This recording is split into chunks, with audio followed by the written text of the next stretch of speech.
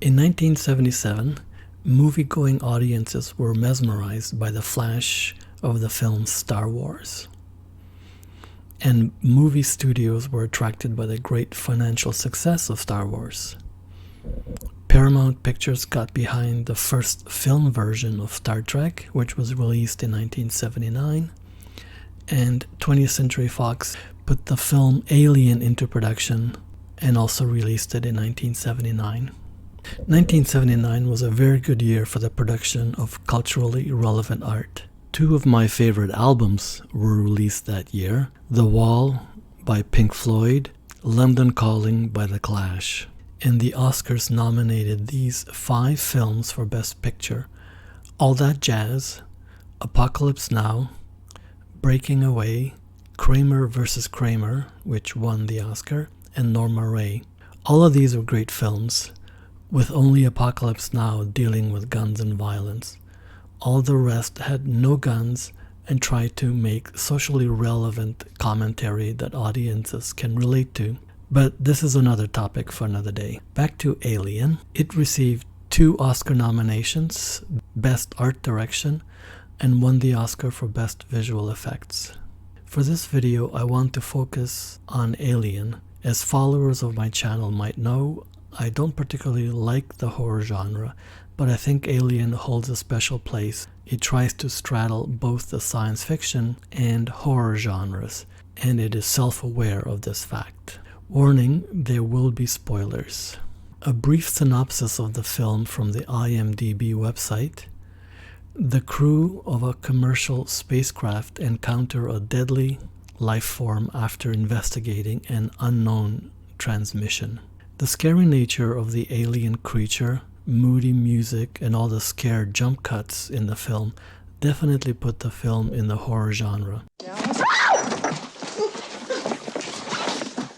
But the fact that it is set in a spaceship, has a prominent science officer, robot, alien moon, signals of an unknown origin, etc., also put it in the science fiction genre. And best of all, the dialogue features a debate between the science officer and other members of the crew about the nature of their assignment in space and confronting alien life. And we are told that science takes precedence. Look, I just run the ship. Anything that has to do with the science division, Ash has the final word. How does that happen? It happens, my dear, because that's what the company wants to happen. Since when is that standard procedure? Standard procedure is to do what the hell they tell you to do.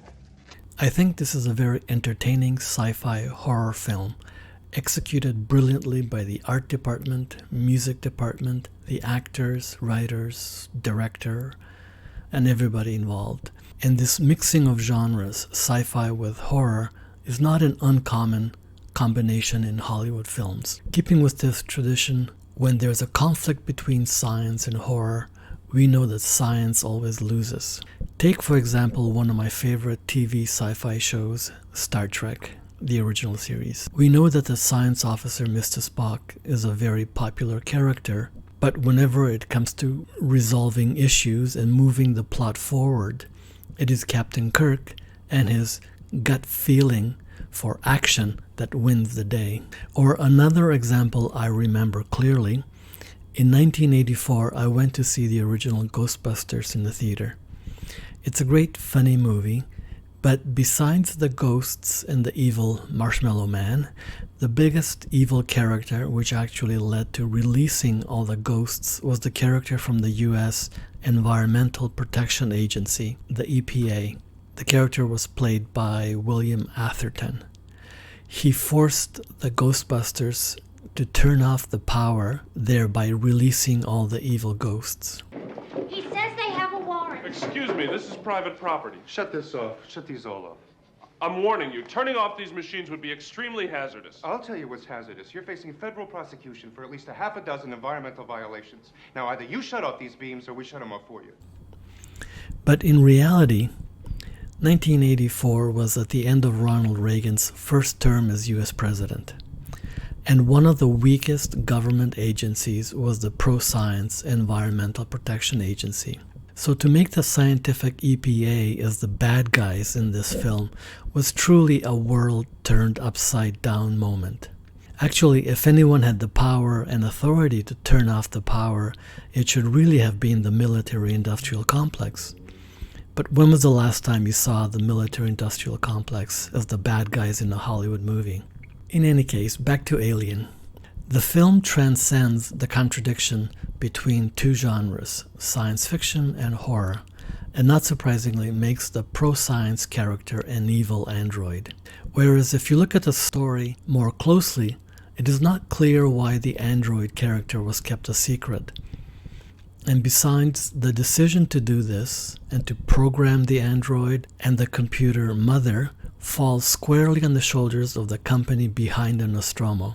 And although the company is treated as a bad character, it does not have a face like the science officer, which we love to hate. Besides, he also tried to murder Ripley, all the more reason to hate him, and see him be killed off with a flamethrower. Two other issues I'd like to comment on about in this film. One, working class politics. Two of the characters, Brett, played by Harry Dean Stanton, and Parker, played by Yaphet Kotto, demand that they be compensated for the extra work required to investigate the signal from an unknown transmission. And of course, the response they receive is, "You'll get what's coming to you."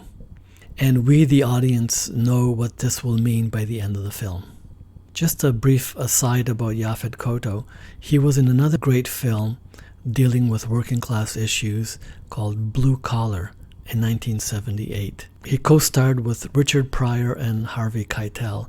I highly recommend it, and I believe it's available for free on YouTube. Back to Alien, the second issue is the strong female character. The character of Ripley, played brilliantly by Sigourney Weaver, is not a usual strong female character. There are various films these days with strong female characters, but usually they are superheroes, not regular human characters put in tense situations who can take control. The character of Ripley is steadily developed till the very end, where she triumphs over evil. I think the best scene is this. Well, let's talk about killing it. We know it's using the air shafts. Will you listen to me, Parker? Shut up! Let's hear it. Let's hear it. It's using the air shafts. We don't know That's that. the only way. We'll move in pairs. We'll go step by step and cut off every bulkhead and every vent until we have it cornered, and then we'll blow it the fuck out into space. Is that acceptable to you? It means killing it. Acceptable to me. Obviously, it means killing it. But we have to stick together. One of the best sci-fi films is Stanley Kubrick's 2001: A Space Odyssey. Can you imagine a strong character like Ripley in 2001? Or any of Kubrick's films. But that's another issue for another video. To end with, I think this will be my only comment about a horror film. Alien is a good film that still holds up very well today in 2022, more than 40 years later.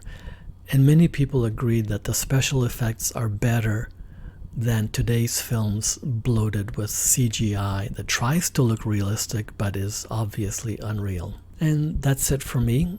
Subscribe if you like this kind of content, and see you in my next video.